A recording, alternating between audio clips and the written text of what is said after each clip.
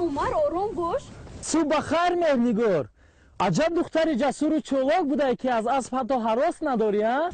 صبح بخیر. مهرنگار، در باغ حیوانات خود که یکی از نقشه های اساسی خودی تو است. مقصد جو کردن دینозاور رو دارد؟ نه، راستی گفتم دینозاور رو اونقدر دوست نمیدارم، چون که حیوانی بسیار بدنمود میتابد برای من. برای خدا مهرنگار، اندازه پای شما چند است؟ اندازه پای من اصلا 36-37 می باشد. شاید بعد خوراک خوردن 42 می شود. نه، خطا کردی. 42 هم گپ است، 45 می شود. بچه ها، همه ما میدونیم مهرنگار راننده است. همین طور نه؟ نه، ما خبر نداریم. چی شما نمیدونید مگر؟ نه. از خودش پرسید.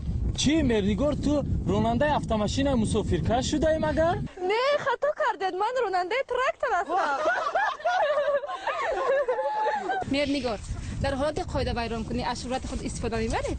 راستی گپش را گویم، جانی ما را همین شهرت خلاص میکنه. مهرنگار، شما میدونید که یک صفت زیبایی شما به اسب مانند است. با اسب؟ بله. خب حاضر میبینیم که من با تو مانند هستم. حاضر چشمایش مانند نیست، بینیش مانند نیست، شاید دهانش مانند باشه.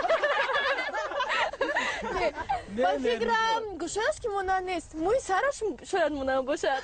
بله بله، انا همین یالهای اسب بسیار هم با موی دراز دلربای تو مانند است. تشکر. مهرنگار، سوال نوبتی من چنین است. خب خوراک دوست داشته ترین اسب کدام است؟ من برای تو 3 واریانت پیشنهاد میکنم و تو امکانیت داری که از هر 3 آن یک تاش رو انتخاب کنی.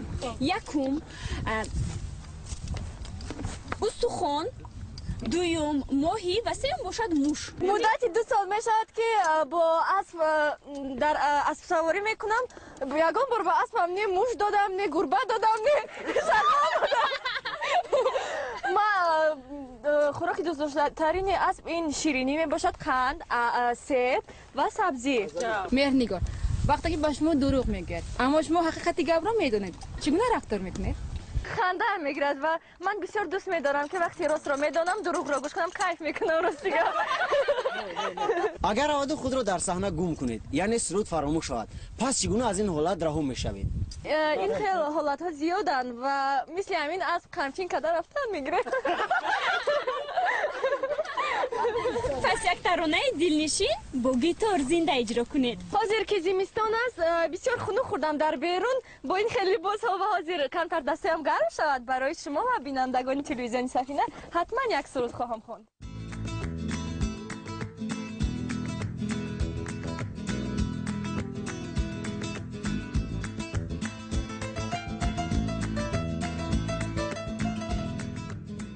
حاضر سرود میخوانیم و نه تنها برای تلویزیونی سفینه، بینندگان تلویزیونی سفینه، بلکه برای من اسب‌ها، برای شتر در اینجا بوده هستم، برای شتر که تو من نکند برای سرود میخوانیم.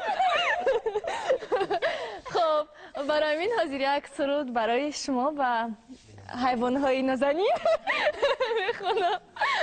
اکنون گرم شده؟ کم کم. بله. آماده هستید؟ بله. اول من خونم یا شما؟ خب شما خونید. نه نه، اول از دختران سر میکنیم. اول شما. کدام سرود باشد؟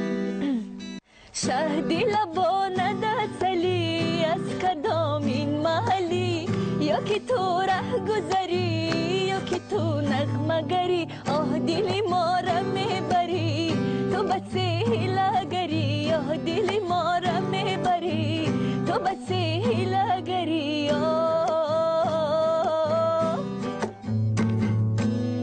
چی کنم با کی بگم راز نهانم، غم دل را به کدام در بکشانم، که همان همدمی دید کیست وای در غمی دید، که همان هم نفسم که به وصلش برسم. شهدی لبا ندسلی از کدام این محلی، یا که تو ره گذری یا که تو نغمه گری، یا دل ما را میبری تو بس هیله‌گری، یا دل ما را میبری تو بس هیله‌گری.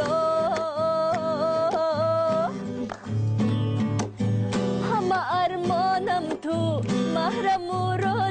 تو راز پنهانم تو میدانی نمیدانی میدانی نمیدانی شهدی لبانت اصلی از کدام این محلی یا که تو ره گذری یا که تو نغمه گری یا دل ما را میبری تو بس هیله‌گری یا دل ما را میبری تو بس هیله‌گری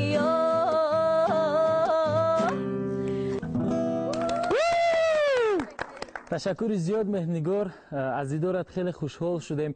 بگذار تمام سال انا همین گونه چهره خندان و شکوفان و مثل گل در نشو و نما باشه. بگذار تمام خواهش و آرزوهایی که داره در سال نو میلادی با اون مقصد و نیت‌های خویش برسه.